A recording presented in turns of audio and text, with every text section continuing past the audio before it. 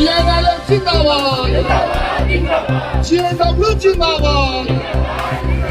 GNW जिंदाबाद सुभाष घिसिङ अमर रहोस् सुभाष घिसिङ अमर रहोस् जिंदाबाद राजु विष्ट जिंदाबाद मोहन घिसिङ जिंदाबाद मोहन घिसिङ जिंदाबाद GNLF जिंदाबाद हरियो झण्डा अमर होस् हरियो झण्डा झुलेको छैन झुक्दैन हरियो झण्डा झुलेको छैन झुक्दैन GNLF जिंदाबाद GNLF जिंदाबाद सुभाष घिसिङ जिंदाबाद अमर रहोस् सुभाष घिसिङ अमर रहोस् मोहन घिसिङ जिंदाबाद राजु विष्ट जिंदाबाद राजु विष्ट जिंदाबाद मोहन घिसिङ जिंदाबाद GNLF जिंदाबाद GNLF जिंदाबाद हरियो झण्डा झुलेको छैन झुक्दैन टिस्टामा बिस झुक्दैन हरियो झण्डा झुक्दैन GNLF जिंदाबाद थ्याङ्क यू अमर होस् सुभाष घिसिङ अमर होस् मोहन घिसिङ जिंदाबाद मोहन घिसिङ जिंदाबाद राजु विष्ट जिंदाबाद We want 6 schedule We want 6 schedule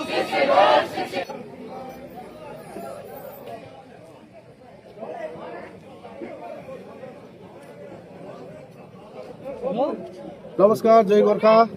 र आज धेरै दिनको अन्तरालपछि चाहिँ पहाडमा एउटा सुनौलो दिन र नयाँ उज्यालो आएको जस्तो महसुस हुँदैछ र विशेष गरेर हामीले चुनावको परिणाम पश्चात 10 तारिकको दिन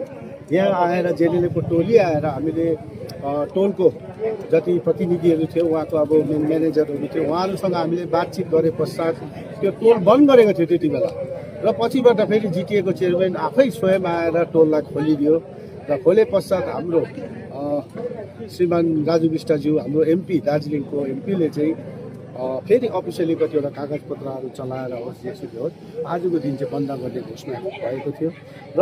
त्यो बन्द गर्ने घोषणालाई चाहिँ हामी एकदम सिरोपर गर्दै जेएलएलएफ परिवारबाट पहाडको जनता जनाधारबाट चाहिँ धेरै धेरै धन्यवाद दिन चाहन्छु हाम्रो एमपी महोदयलाई र साथसाथै यो बाटो चाहिँ खासै गर्नु माने भन्नुपर्दाखेरि चाहिँ NH 55 को दुर्बलता देखेर कम्युनिटी देखेर चाहिँ यो एउटा अल्टरनेटिभ रोड सुभाष घिसिङ सिंहले दाहिने हातमा लठी देब्रे हातमा एउटा छाता बोकेर कोरेर बनाएको बाटो हो र दार्जिलिङको जनताको सुख सुविधाको निम्ति बनाएको बाटोलाई आफ्नै घर फर्किँदा पनि 30 रुपियाँ ट्याक्स तिर्नुपर्ने यो अब ममता ब्यानर्जीको सेन्डिकेट जस्तै जिटिएले पनि यसलाई लालन पोषण गरेर राखेको थियो त्यसको हाम्रो अगुवाईदेखि नै विरोध थियो र सो आजको दिन अब एउटा टोल फ्री टोल मुक्त भयो हैन कर मुक्त भयो र यसमा हामी यही सन्देश दिन चाहन्छौँ हैन पहाडमा अब एउटा संवैधानिक व्यवस्था आउँदैछ हामीले अब यो 50 वर्षको अन्तरालपछि हामीले सायदै बङ्गालमा यो खालको डबल इन्जिनको सरकार एकसाथमा देख्दैछौँ र यसमा हामीलाई पूर्ण आशा छ कि चुनावी सभामा सुकुनामा अमित शाहजी होम मिनिस्टरले एउटा वचनबद्ध गर्नुभएको छ कि दार्जिलिङ पहाडको निम्ति एउटा संवैधानिक व्यवस्था अर्थात् गोर्खाको निम्ति दिन्छु भनेर उहाँले वचनबद्ध गर्नुभएको छ र हामी चाहन्छौँ यो व्यवस्थालाई चाहिँ झट्टैभन्दा झट्टै लागू गरिदिया जाओस् भनेर र जिटिएको आज जुन चाहिँ हामी एउटा वर्चस्व देख्दैछौँ प्राय उहाँको कम्मरै भाँचेको जस्तो महसुस हुँदैछ र हाम्रो पहाडको भनाइ अर्थात् जेएलएलएफको भनाइ चाहिँ यही नै छ कि जब कुनै पनि सरकार डगमगिन्छ तर यहाँको व्यवस्था हल्लिनु भएन नि त हाम्रो गोर्खा जाति त त्यसो भए बिटुङ्गो हुने भयो त र हामी यसै कारणले जेएलएलएफको धेरै दिन अगाडिदेखि मागै यो हो कि 6औं अनुसूची लागू भए पश्चात नै माटो जातिको सुरक्षा हुन्छ र जेएलएलएफ पार्टीले पहिलादेखि यही कुरो भन्दै आएको हो र आज हेर्नुहोस् त्यो कुरा मान्छेलाई होस् चाहे नेतालाई होस् बुझ्नुको लागि 20 वर्ष लाग्यो 20 वर्ष अगाडि यहाँनिर संवैधानिक व्यवस्था लागू भइरहेको भए हामी तपाईँ कहाँ पुगिसक्ने थियो तर आज जिटिए जस्तो व्यवस्थाले घरकुना घाटको हेर्नुहोस् खालि नेतालाई मात्रै त हो र नाली झोडा रिपेयरिङ मात्रै त हो तर जातिलाई सङ्कट पर्ने बेलामा त यो व्यवस्थाले त तपाईँ र मलाई त सुरक्षा दिनु नसक्ने रहेछ त यसै सन्दर्भमा जेएलएलएफ परिवारले आज सबै पहाडको जनता जनाधार यहाँ बाटोमा हिँड्ने गाडी चालक दाजुभाइहरू सबैलाई आन्तरिक हृदयबाट धन्यवाद दिन चाहन्छु। र जेएनएलए पार्टी चाहिँ सधैँ जातिको लागि मुद्दाको लागि इमान्दार रहेको आज तपाईँहरूको सामुन्ने प्रमाणित हुँदैछ। किनभनेदेखि हाम्रो 20 वर्ष अघि पनि त्यही माग थियो, आज पनि त्यही माग छ। तर 20 वर्ष अगाडिको बिचको त्यो ग्यापमा जानुहोस्, यहाँ नाली झोडाको व्यवस्थाहरूमा कस्तो कस्तो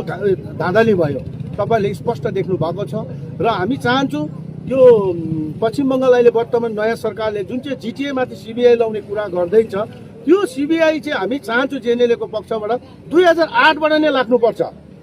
त्यस टाकको हाम्रो सुभाष घिसिङज्यूले 129 करोड रुपियाँ त्यति बेला डिजिएसीमा छोडेको रकम कहाँ गयो?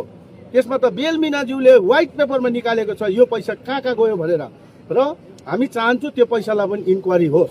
र जेएनएलए पार्टी आज पनि यो दस्तुर छ, हेर्नुहोस्, सेलरोटी आलुदम यो सबै हाम्रो आफ्नो कलेक्सन गरेर 100 रुपियाँ 20 रुपियाँ 30 रुपियाँ उठाएर हामीले यहाँ यो प्रोग्राम कार्यक्रम गरेको। अन्य पार्टीको राजनीतिक दलको हेर्नुहोस् त कहाँबाट आउँछ यिनीहरूको यत्रो पैसा रुपियाँ, हेर्नुहोस्। र यही कुराहरू छ, यसमा एकदमै इन्क्वायरी हुनुपर्छ।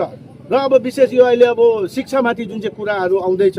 होइन, शिक्षामाथि हेर्नुहोस् इन्क्वायरी हामी चाहन्छौँ अवश्य। यो जुन चाहिँ भ्रष्टाचार भएको छ, जुन चाहिँ पढेको लेखेको जो नानीहरूमाथि जुन चाहिँ एउटा अब असुविधा भएको छ, घुसपेसको यो पैसाको यो बजार कालोबजारी चलेको छ, तर त्यसमध्येमा राम्रो र अब अरिजिनल र डुप्लिकेट चाहिँ छुटाउनु पर्छ। हेर्नुहोस्, सबै चाहिँ घुस दिएर पैसा दिएर